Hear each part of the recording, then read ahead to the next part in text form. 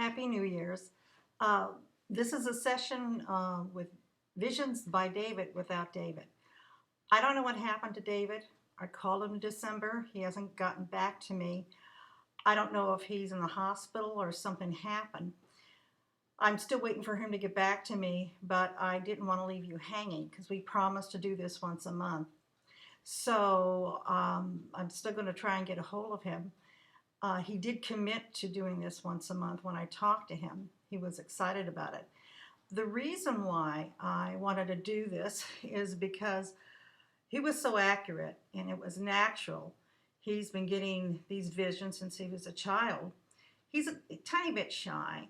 Um, and last year around Thanksgiving, his place burnt down. He lost his two cats, everything. He's been living with his sister since then. So that's when I came up with this idea. I thought, you don't have a computer or anything. Why don't you come down and I'll let you do YouTube? And it started off where he came down, and I had to, get it started for him because he's not used to this. Um, so I thought he was doing quite well. But anyways, I don't want to leave you with absolutely nothing because I've been thinking, why do people go to psychics? It has a lot to do with your life's not really going the way you want it to. You want to see in the future. You have heartache. And these are not easy times because we live in a very predatory system where you have more people in this country than you have jobs. So it's going to cause a big problem. And everything's going up, and it seems like it takes more to make a living. And there's been a lot of social engineering and social changes between men and women, and they don't seem to be getting along that well.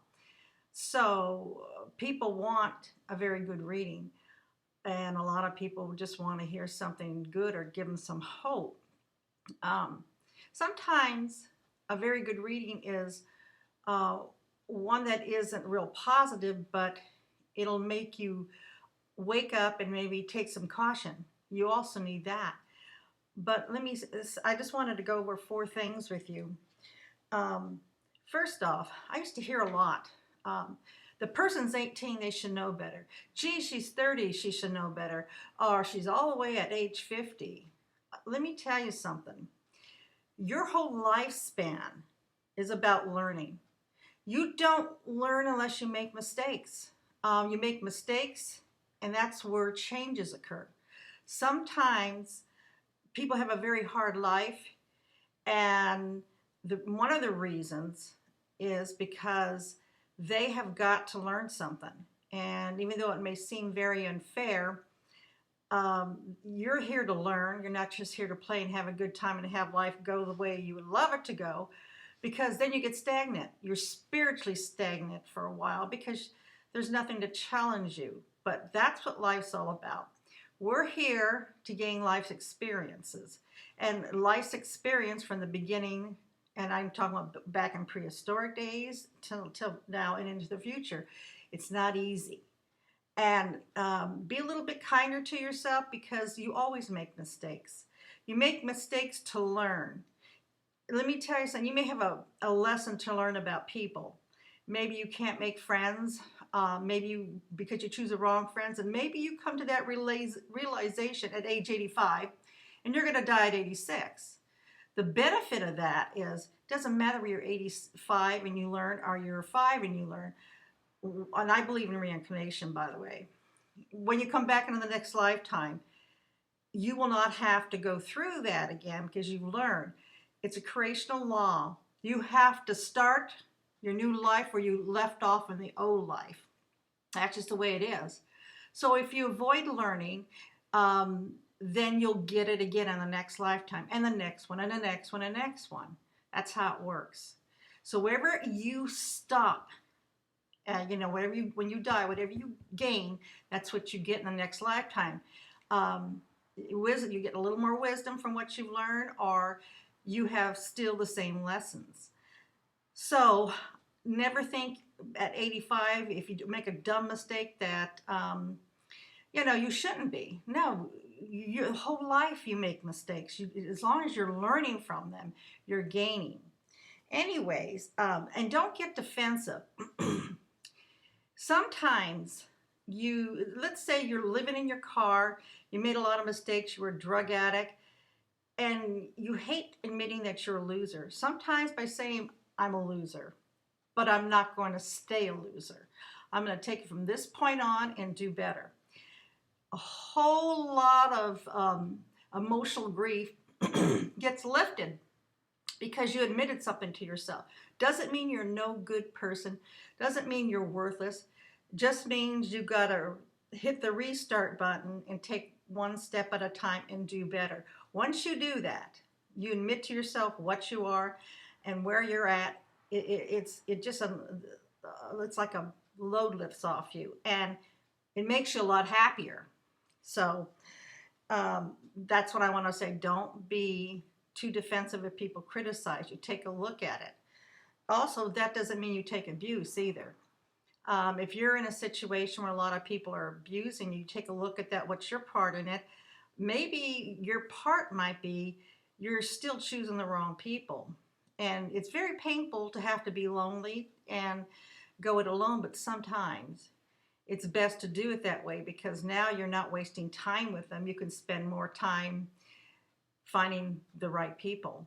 And what makes us happy is having the right people in our lives, having maybe a good spouse, a good relationship, girlfriends, a good family. Sometimes, some people aren't born into a good family. If you are born into a pretty good family where they love you and they support you, chances are you'll be pretty successful. If that isn't the case, if you happen to be born into kind of a neglectful family, maybe one parent is missing, the other one feels frustrated, they're not getting their needs met, and you're just a burden on them. Well, it's going to be a bit harder for you to be successful. So here's what I have to say. Don't compare yourself to somebody that's your age that is doing real well. Look at their life. Did they have it better than you? If they did, maybe that's why they're ahead of you, but don't compare yourself to them. You got to compare yourself to yourself. This is the cards I was dealt. I got to improve myself. I have to do a little better. I could take one step at a time. Maybe that other person that I'm envying would be where I'm at if she had had my family. So go a little easier on yourself that way. But always in this lifetime, try for you to be better. I don't care whether it takes, I mean without drugs. Because if you drug yourself to feel better, I don't know what you're gaining. But if you can achieve it without the drugs, that's where the lessons are learned. Your spirit becomes stronger. And that is really what you are after, is to grow. So that's mainly the best advice I can give you. Let me see. Okay, I think I covered it. There's mainly 4 things that I wanted to say here. And I, just like you, I go to Dave, especially when I'm in pain. And I know that, these are lessons to be learned, but it does make you feel better. That's where the psychics come in. But always be ready to take a look at what they have to say. Don't expect a good reading to be just positive. That's not always necessarily good. Sometimes the ones that aren't as positives are actually a better reading because they're warning you. So then you can take the steps you need. But this is going to be the next 3 years, say. A lot of things are happening out there beyond our control. And the main thing to do is to think for yourself. When you hear something on the news, don't necessarily believe it. Take 2 steps back.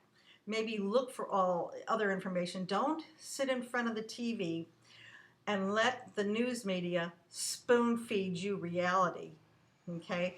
Basically, their job is to tell you, get some of the information out there, and mainly to sell advertising space. So a lot they're not going to tell you because they can't offend their sponsors. So they're really not news. And the alternative news are going to be the new mainstream media. Sometimes you can't trust them either. So just be careful of the information that goes into your head. there's a lot of nonsense going on, where we have been conditioned to see men and women are as the same. They're not. They never have been, and they never will be. And I think that's the problem with a lot of relationships. So men are who they are, and women are who they are. What you got to do is learn the difference, and you're not going to change the difference. You just got to move forward with it. And that's just one example. We have been conditioned to think that men and women are all the same. It is so wrong. That's why I say have an open but cautious mind. Watch what goes into it. See. Anyways, I'm going to not take too long here. It's already been 10 minutes. And I'm very sorry that David isn't here. I hope he gets a hold of me soon so we can find out, I want to find out what's going on with him. Because this doesn't seem to be like him rather, for him to do this. Anyways, have a great New Year's, and as soon as I get a hold of him and find out where he's at, we will come up again and we'll do this. Okay? Thank you very much. Thank you for your patience.